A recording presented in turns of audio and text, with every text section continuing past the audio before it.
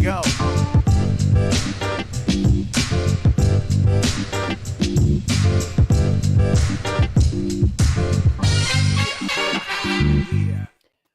Road wins.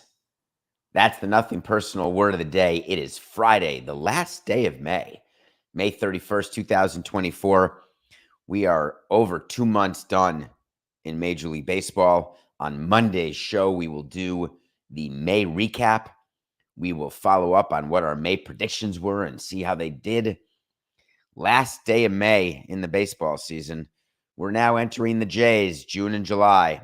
Very much the middle of the season. Last day of May. Went to a hockey game on the last day of May. Never used to be able to do that. Silver lining. Thank you, DJ. When the Panthers and Rangers play, I really feel lucky because I don't have to worry about anybody losing. Because if the Rangers win, I can put on my Rangers hat and say, yeah, I lived here and in New York, and I live here in New York now, and the Rangers were a team that I enjoyed growing up. If the Panthers win, I get to say, yeah, I lived in South Florida. I live 2 miles from where the Panthers play. I enjoy watching the Panthers succeed. I enjoy the ownership group of the Panthers and Vinny and Matt and Doug and all the great work they do. I'm a winner. I love rooting for the road team. I think I've told you the stories, even during our run to the World Series, where winning on the road always felt better because watching games on the road feels better when you're a president of a team. You feel much less responsible because you're not responsible for any of the issues going on at the home arena, any fights, any problems, any lack of food, nothing. You're there simply to watch your team play. And then when you win on the road, the silence. I happen to like it better. And I don't want to tell that many people that when I was doing it, because you want your fans to believe that you as team president, that all you care about is home and your fans and the excitement and the cheering and bringing memories to your fan base in South Florida. I hear you. But truthfully, it was the road wins that I liked better. Clinching series, we clinched in San Fran, in Chicago, and in New York. And just something about it. Last night was a great example. Great example. A tied series 2-2 in a 7-game series. It's really now a 3-game series. Rangers get to host games 1 and 3. Panthers gets to host game 2. And you got to win 2 out of 3. And in a 2 out of 3, anything, winning the first is critical, which is why game 5s matter. Continuing the theme that we have discussed this entire NBA and NHL postseason, I don't know why having home field ice means squat. I've got the stats. Home court advantage. We'll get to the Mavs game later. The T-Wolves are home trying to force a game 6, feeling good about themselves, having won in Dallas, and they got their butts completely demolished on their own home court back in Minnesota. Why, oh, why Dallas cared about flying to Minnesota when they didn't have to. We can talk about that later. But having this road win for the Panthers, I was there watching the game. I was with my son, who's here working for the summer. He's in college. Went with another father and son, all from South Florida. My son was born and raised in South Florida. He is a Panthers fan. Those are his teams. Panthers, Heat, Dolphins, Marlins, his hometown teams. So we put on Panthers jerseys, and I was nervous. Not because New York is uncivilized or hockey fans can be harsh. I mean, it's not like we're in Philadelphia. I'm not sure if I would have worn a Panthers jersey to a Flyers game, but maybe. You can root for the road team and not shove it by wearing a jersey. When I was an executive, it was easy. You don't wear a jersey to a road game. You wear the same blazer and tie that you wear to home games.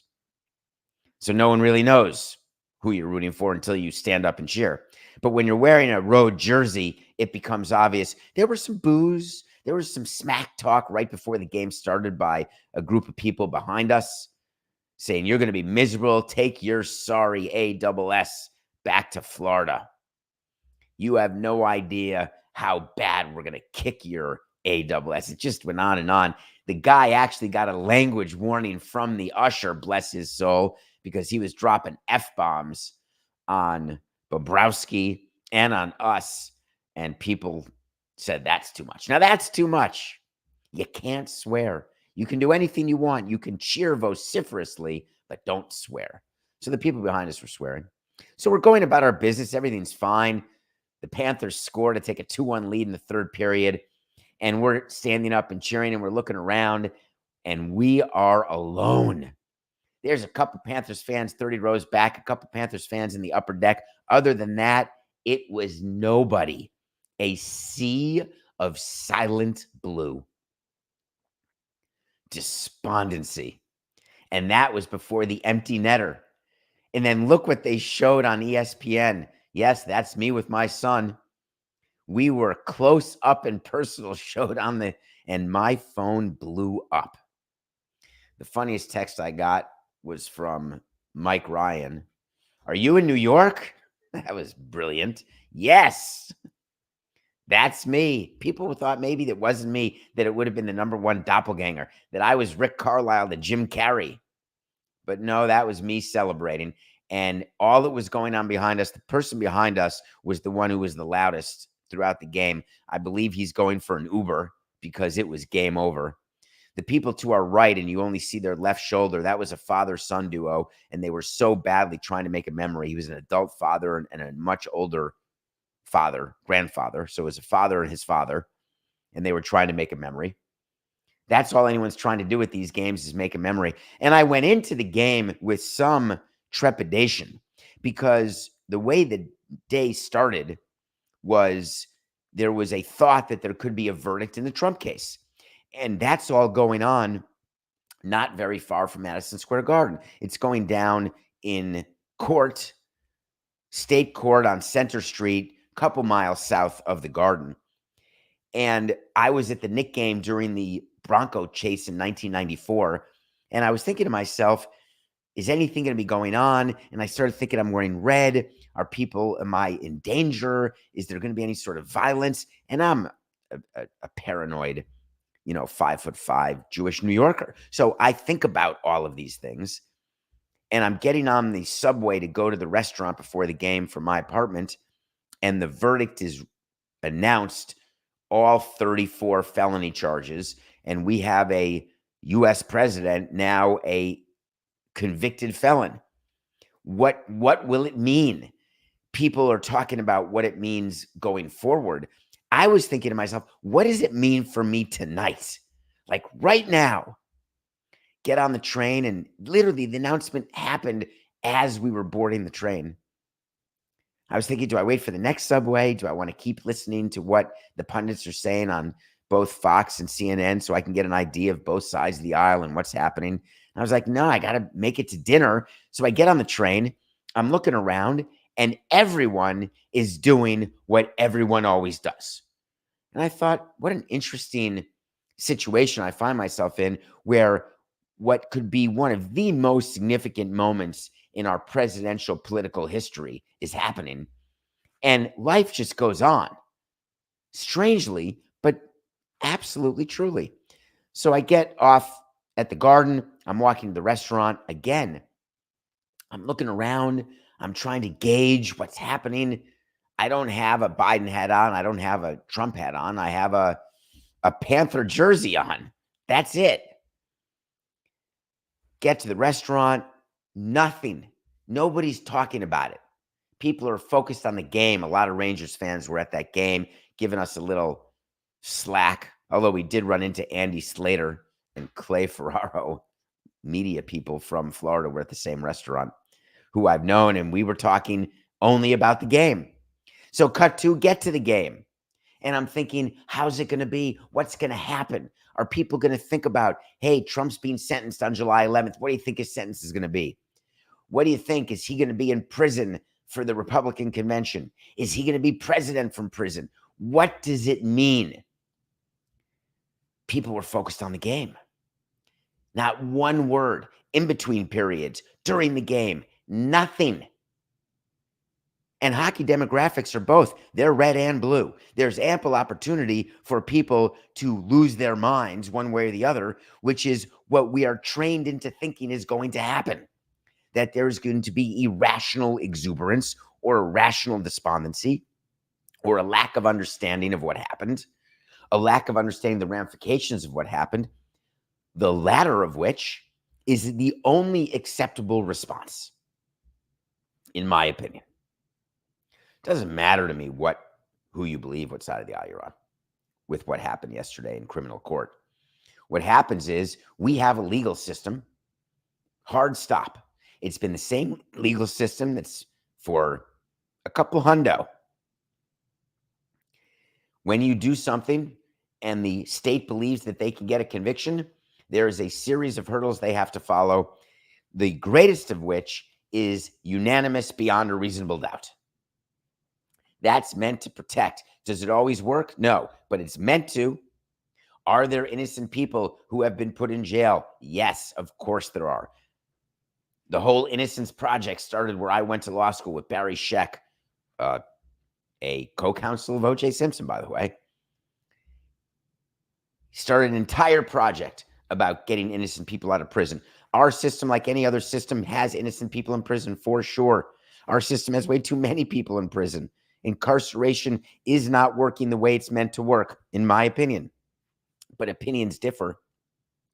But as it related to yesterday, what I wanted the discourse to be and what I wanted to mention today, because you're going to, if you watch the news organizations and maybe even some sports shows, it's going to be very much polarizing. And I don't want to be polarizing, not because it hurts the audience, because I don't think it's warranted in this case. I don't think that this conviction is a statement that our democracy has been saved and that all is well in the world. I don't think that his acquittal would have meant that everybody buys what Trump was selling, that it was a fixed and rigged trial with a judge and an impaneled jury who are not impartial. I don't use those words in my background as a lawyer because I know them not to be true. I know how voir dire works. I know how juries are selected. I know a lot of famous defendants who have appeared before court have gotten fair trials. They've gotten acquitted or they've gotten convicted in the same way that someone does who nobody's heard of. It's fun to watch TV. It's fun to think about it, but I've served on a jury. The seriousness of jury members, it's real. You've got someone's freedom in your hands, and I don't care what your politics are, you take it seriously. Because at the end of the day, when prison is a possibility, and in this case, I don't think it is, it's certainly in the menu. I don't think that's what the sentencing will be. But as a juror, the biggest thing, and you know this is my number one, is freedom. We're 13 minutes into a show. Right now, I can stand up and leave. I am not forced to be here. I love being here. You will have me for 37 more minutes, but mark my words, I don't need to be. That is the greatest deterrent of all time. And when jurors have somebody's freedom in their hands and the beyond a reasonable doubt is required, which is beyond a reasonable doubt, you can't say, oh, I'm not so sure it happened that way. You can, of course, that's a acquittal. So the verdict is read. We're at the game. The game is going on. We're cheering. We're a road team. When the game was over, I admit what I did. I took the Panthers jersey off as I headed back to the train to go home. The reason I took the Panther jersey off, I didn't want to draw any more attention to myself. I had a Nothing Personal sweatshirt on. Wanted to do a little marketing for Nothing Personal. But there's no reason to rub salt in a wound. That's good words to live by.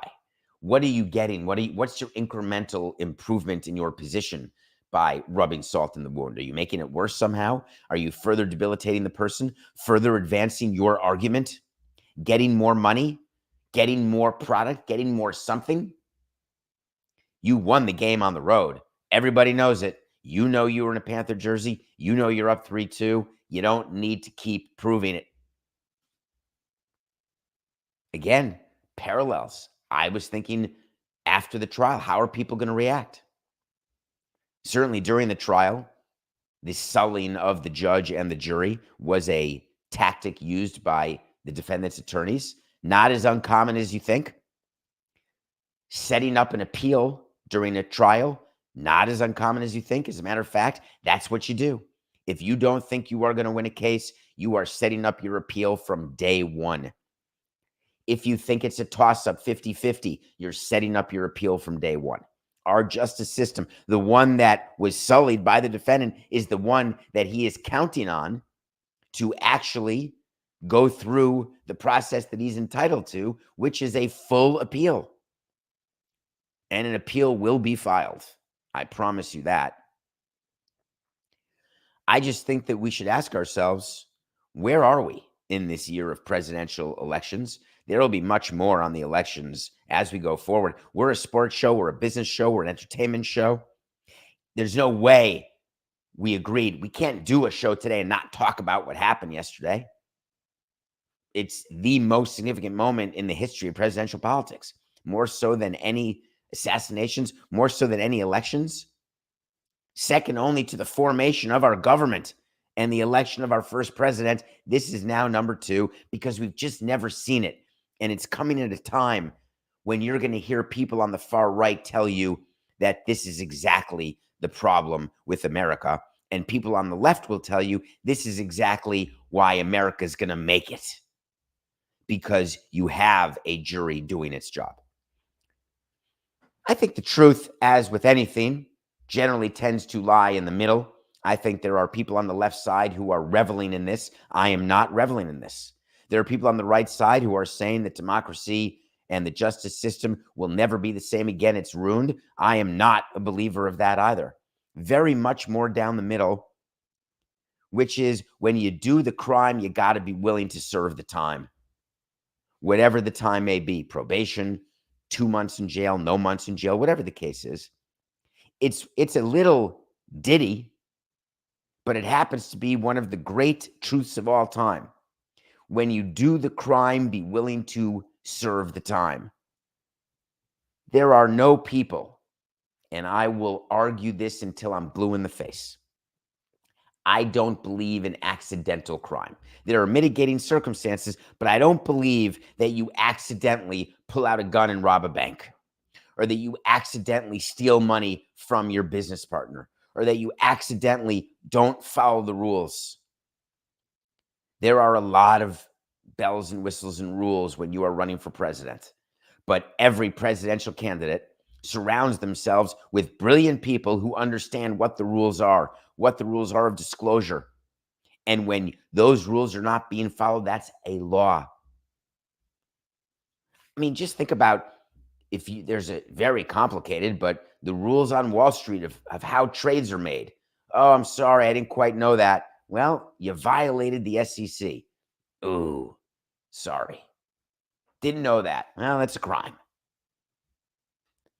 So I would just like to caution everybody when you wake up this morning and read about the conviction to not put too much one side or the other, because you're going to be asked to. You're going to be asked to choose sides.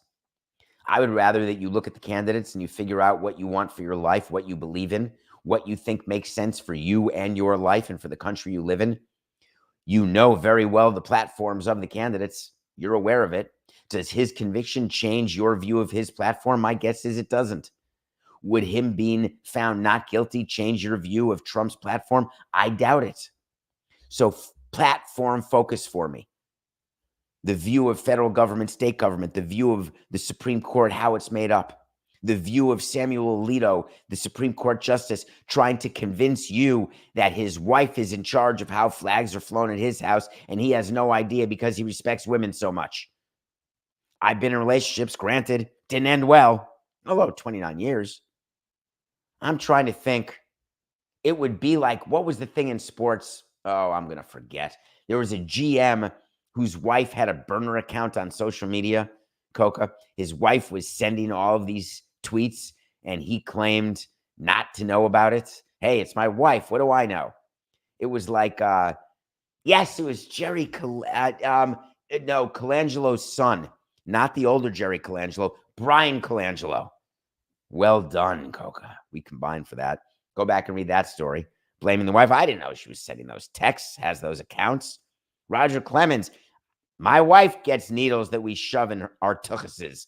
It's vitamins, she told me. Give me a break, would you? Don't try to pee on my leg and tell me it's raining. And that's what people are doing now as it relates to this trial. They're trying to make sure that you are suckered into thinking what's true. But you know better. You're watching Nothing Personal. The downside of going to Game 5, and there was only one, is I didn't fully get to enjoy the Mavs and Wolves because it was at the same time. If you're home, you can watch both, split screen, one with sound, one without, switch sound, different devices. There's myriad things you can do. When you're at the game, you don't really want to waste battery on having the second screen because you don't have your charger, although you could bring a portable charger, which I did forget, which gave me anxiety the entire game. I didn't even put it on low battery because I thought I don't know why I didn't. I never used that yellow thing, low battery on the iPhone. People do. I guess I should have. So I'm watching it go, and my anxiety level is going. When I am below 70% battery life on my phone or below half a tank of gas on my car, I can feel every mile, every percentage point of the battery. It hurts. It was distracting, actually. I did, just between us, I did ask a few people and Rangers fans around me, you don't have a portable charger, do you? That's funny. I don't know that I've ever been asked that question. You get asked a bunch of questions by strangers. Hey, do you know which way it is to Mulberry Street? Yeah, sure. Happy to help. Hey, do you have $1? I need a food. Hey, do you have a cigarette? Just asking. I'm looking for a Lucy. People get asked stuff. You have a light? Do you have a doob? People ask anything. I've never been asked as it stands for a charger. That's pretty good. So I didn't get to watch the Mavs game, but I'm checking on the phone, watching the battery life go down. And as we told you, exactly as we told you, the Mavs went into Minnesota and crushed them. It was over. Why, oh, why? I'm glad to have won the pick of the day, which we'll get to, but why did they fly to Minnesota to have to do that? Why couldn't they have just done it in Game 4? I mean, I'm happy for the NBA. They got a Game 5. It's incremental, but certainly a total of 9 games out of 14 is just not sufficient for the conference finals. A sweep and a 4-1 series. It's a nightmare. Dallas, Boston in the NBA finals we're going to talk about. We've got a week. Well, a week from today, we'll be summing up Game 1, but it's 6 days. Thursday, June 6th is Game 1. People are saying, start it now. Why not just start it Sunday with Game 1? Because the way the NBA Finals works is all of the parties, all of the sponsors who fly in for different parties with the NBA, all the VIPs, they do it according to a schedule where they already know, hey, Game 1 will be in blank. And once Boston made the finals, Game 1 and 2 were going to be in Boston, and that was a fait accompli. The parties get planned, hotels, everything's done. You can't just all of a sudden move it up 3 days. You just wouldn't do it. It's why you see in hockey and in football and in basketball and in baseball, the final series, the dates are set. And it doesn't matter what happens. In football, you always know you're going to get it 2 weeks before and give the players 2 weeks. But in basketball and baseball and hockey, you could have a 4-game series or a 7-game series. It does not impact the start of the final series. It can impact the start of the second round or even the conference semis, division series. But other than that, when you get to the World Series or the Stanley Cup or the NBA Finals, it's done. So some of you may have been watching Mavs Wolves to see about Luka winning the MVP, which is good. You may have been watching to see how despondent A-Rod was with his Magic Johnson-like tweet. Congratulations, Luka. I was way more focused when I got home and started to catch up on what was going on. Where's Cuban? That's what I really wanted to know. Because Cuban's going to the finals, and when Cuban goes to the finals, guess what happens? There's a lot of Mark Cuban. He's beaming. He's glowing. He's jumping up and down. He's hugging players. Good for him. I love the enthusiasm. All of a sudden, you got the trophy presentation, and there's Patrick Dumont. Who? What's he doing on the stage? Here comes the victory lap for David. Did you guys think it was going to be Mark Cuban? Did you guys believe any of that crap that Mark Cuban is still the owner, or that Mark Cuban is still running the basketball team, or that Mark Cuban is involved in owners' meetings? Guess who Patrick Dumont is? He's the governor of the Mavericks. That's who gets the trophy. He's the owner of the Mavericks. He's the one who has the final decision over basketball, over business, over everything. They didn't carve out, don't worry, Mark, you can run the basketball side. Nope. Was Mark Cuban interviewed after the game on the podium? Nope. Dumont, kid, give me Luka, MVP. Now he'll get a ring because he's limited partner still, but that's all he is. Can stay in his season tickets right near the bench, enjoy the game. See you later. I was fascinated because before the series started, there is a scenario under which I could see Mark Cuban standing there with Patrick Dumont. Hey, Patrick, I can't believe they're winning the year that I sold. Come on, for me, let me just be up there. And you know what the NBA would say? No, thank you. You know what Patrick Dumont would say? Not this time, Marky Mark.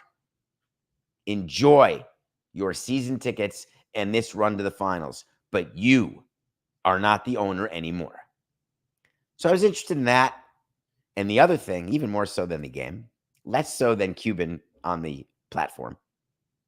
Speaking of which, side note, do you like that the road teams, when they win, celebrate on the home court? What is your view of that?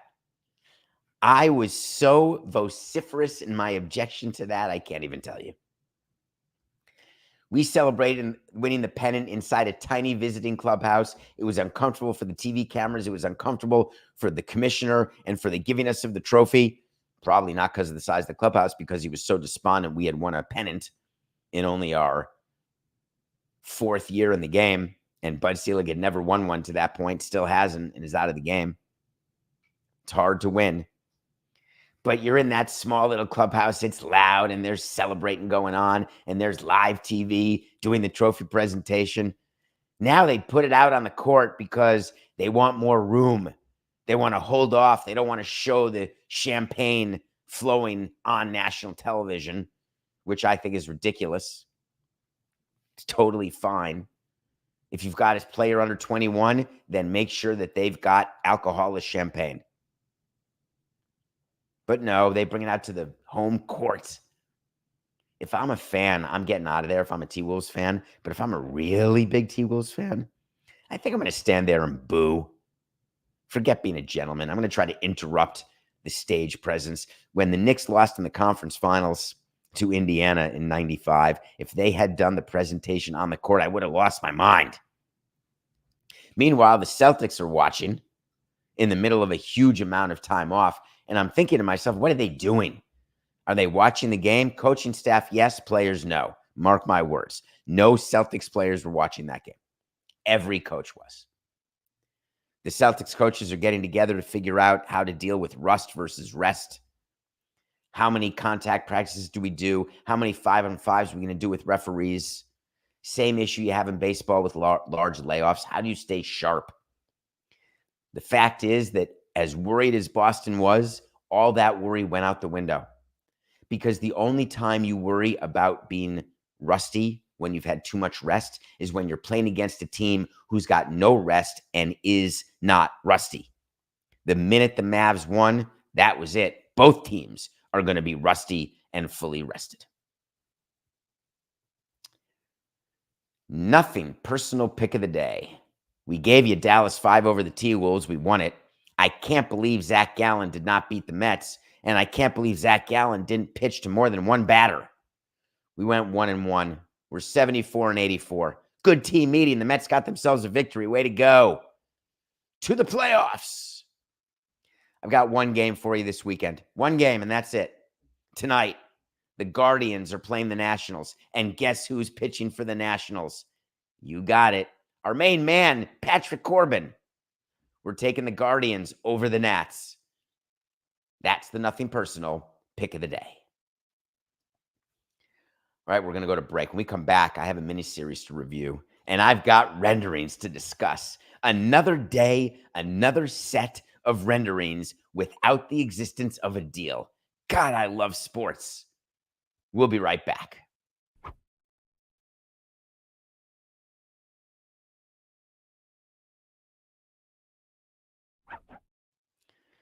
Welcome back to Nothing Personal. It's David Samson. We come to you every day, Monday to Friday, 8 a.m., DraftKings Network at 10 a.m.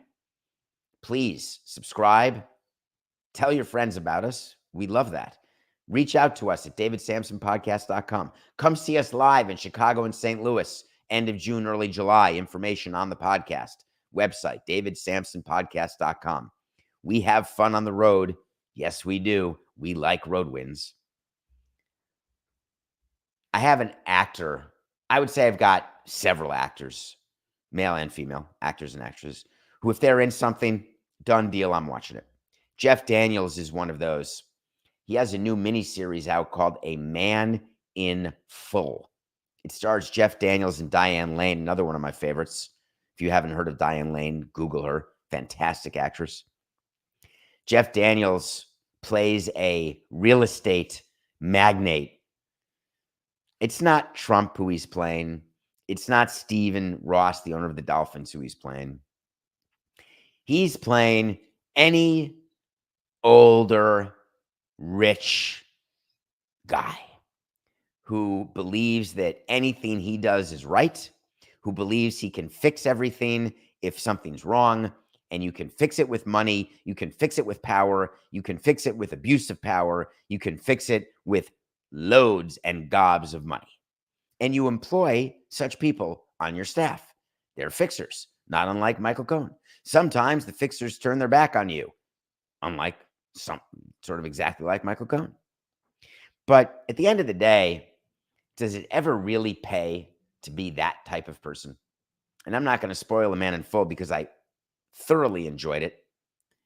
This is a man with range, Jeff Daniels, where he can be on Broadway doing To Kill a Mockingbird, and he can do Dumb and Dumber, and then Newsroom in between.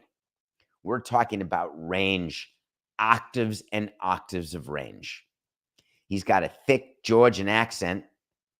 Maybe it's Carolina in some sort of thick accent that you may need some subtitles for. But it's a fascinating story because power corrupts absolutely. Absolute power hard to come by, but when you have it, you have it. You run with it. You enjoy it till you can't. A Man in Full is a double entendre. He's a big, big man. He is full of horse hockey. And what happens then, it's worth watching. A Man in Full with Jeff Daniels. Check it out right now. All episodes are streaming. Do we have what's our rendering music, Coca? What do we use when there's another stadium, another ballpark project where renderings are released? Can we have like celebratory music that you'd play, like Don't Stop, Believe? No, that's not celebratory. What's the Clinton did this song from Fleetwood Mac. I think it was Don't Stop. Maybe it was Don't Stop Believing, but that's not enough. What do you got, Coca? Anything? Anything you want to play that's like firecrackers of excitement? The Tampa Bay Rays, not the Devil Rays, not the St. Pete Rays, the Tampa Rays, not even the Tampa Bay Rays, 4869. They unveiled yesterday new renderings for their baseball stadium in downtown St. Petersburg, and let it be known that they will do everything they can to have broadcasters say St. Pete at least once during every game. That's in the agreement, I swear. I love provisions like that. I love provisions like that where the team gets to look at the public authority and say, hey, we're here for you. We want St. Pete to get all that love, and we will put that in the deal. But we're going to need a couple extra checks of public money. Well, as long as you say St. Pete at least once a game and at least try, well, yeah, we're going to use reasonable efforts, not reasonable best efforts, not best efforts. We'll use reasonable efforts to have it said. After that, what do I know? Oh, you want a suite? The public sector? My pleasure. Take a suite. We're not going to give you food and bev. You got to buy your own on that. You'll have to budget that.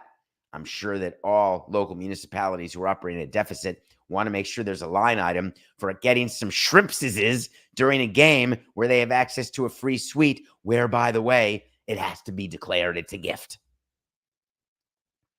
I digress.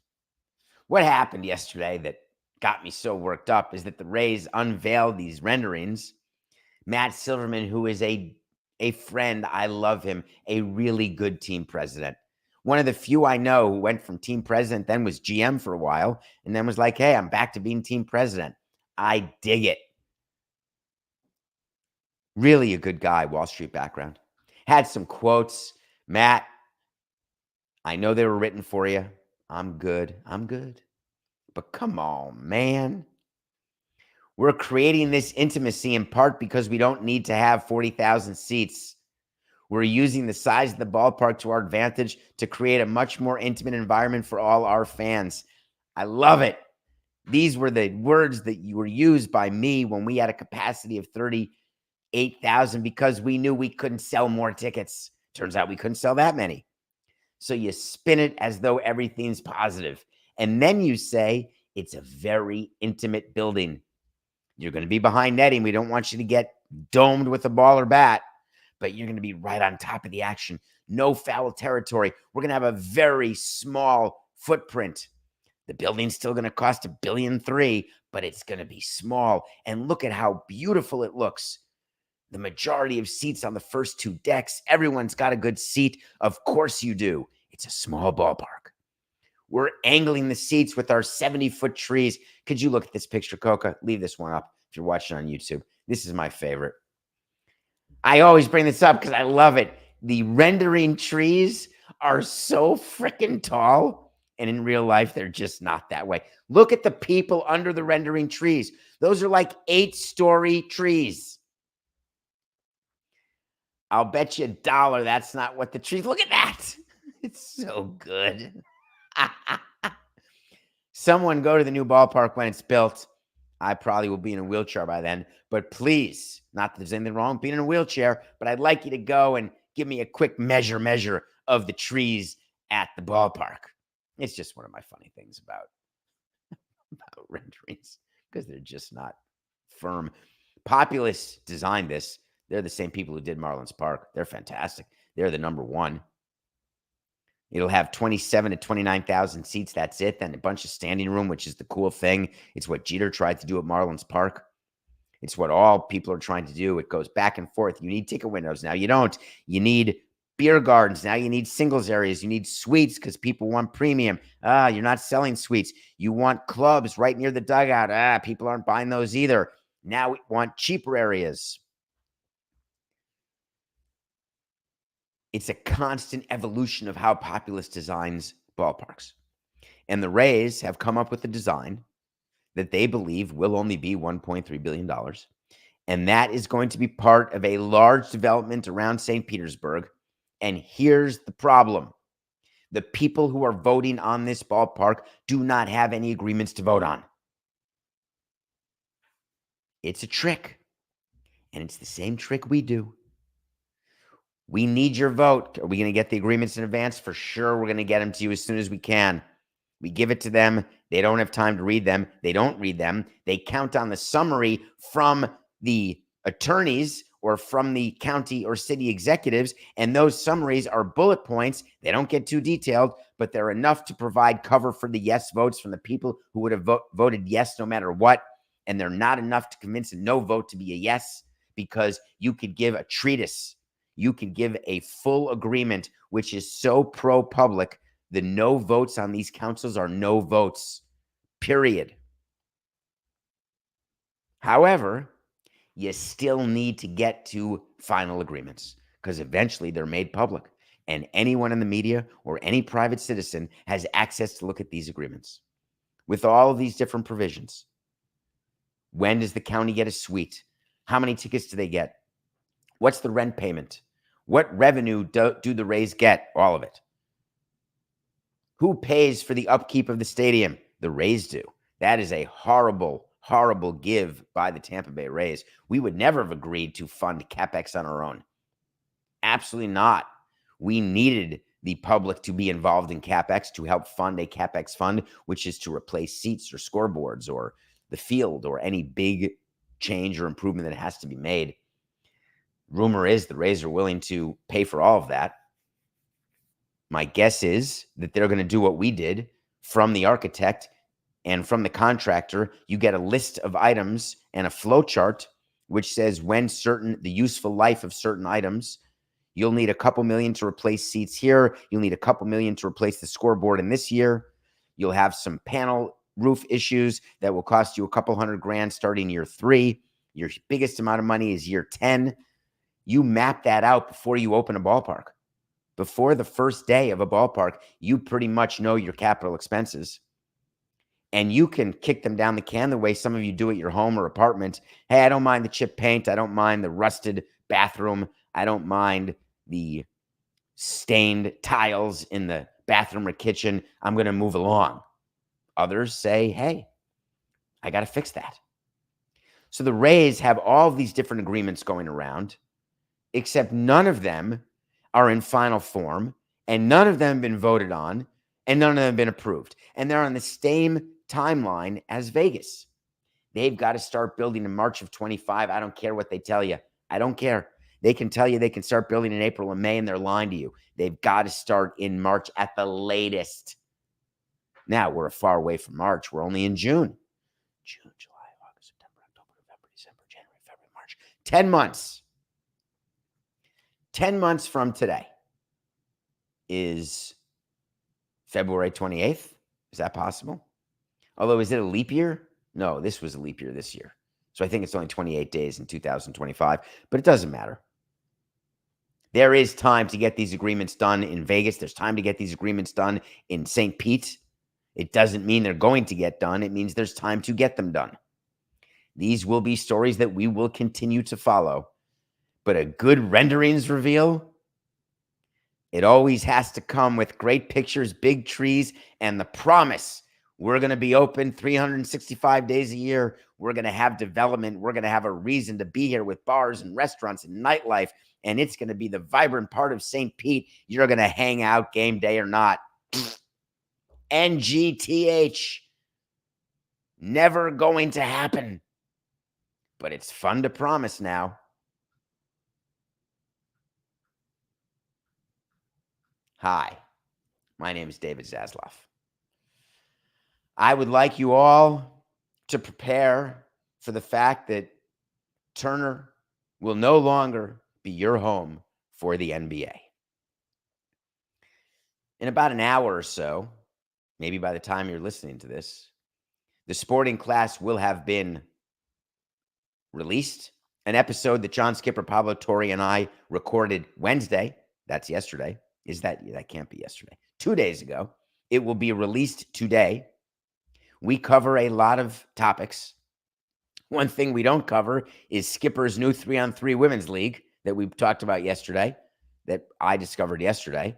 My guess is John only discovered it yesterday. Otherwise, you'd think he would have mentioned it during our show. I've got to call into him right now to figure out what happened with that.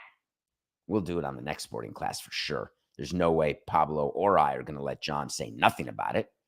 Wonder why we weren't included. Hey, can we get Caitlin Clark's autograph? I mean, that's what I'm going to ask for. Can I meet Angel Reese? Anyway, so when you hear the sporting class, you're going to hear a bunch of stuff about Turner and NBA rights. What you won't hear is what came out just yesterday, because clearly it hadn't happened yet.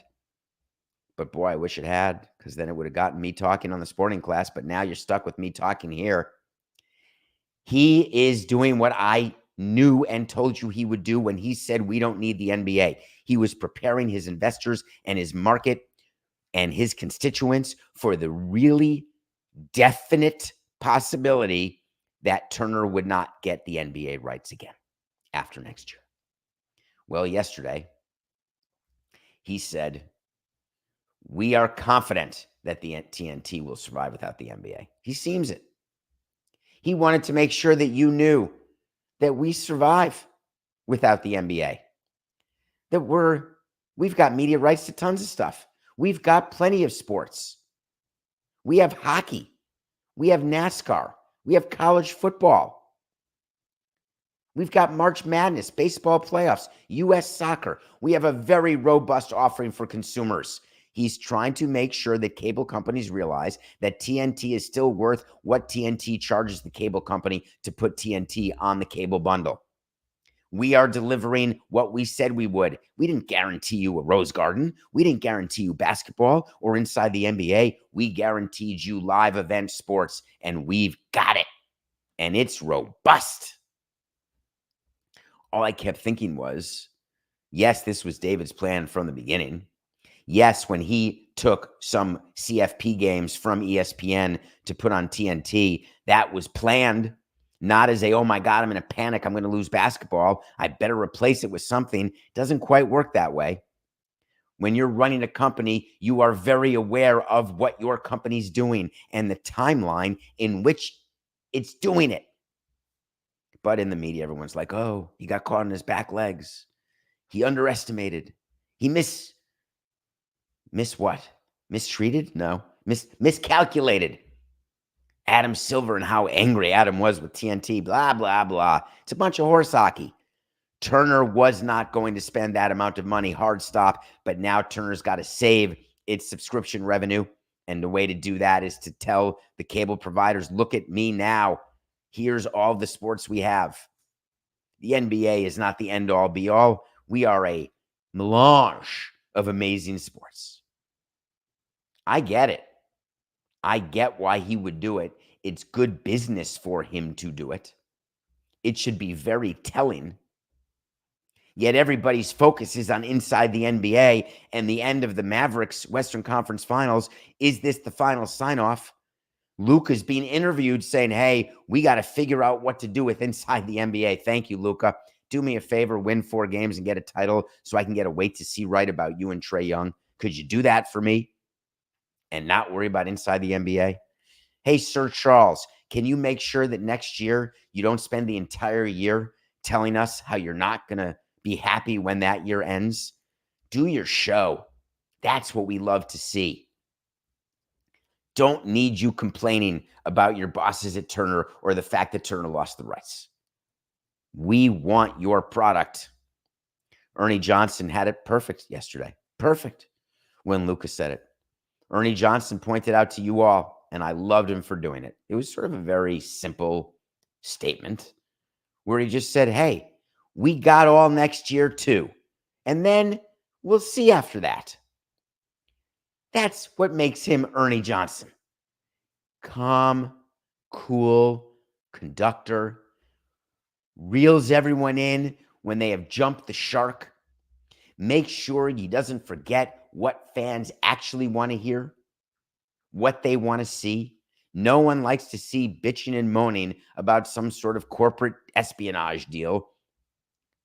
And if you think for 1 minute that inside the NBA won't find another home, whether it's with Ernie or not, then you are absolutely cuckoo for Cocoa Puffs.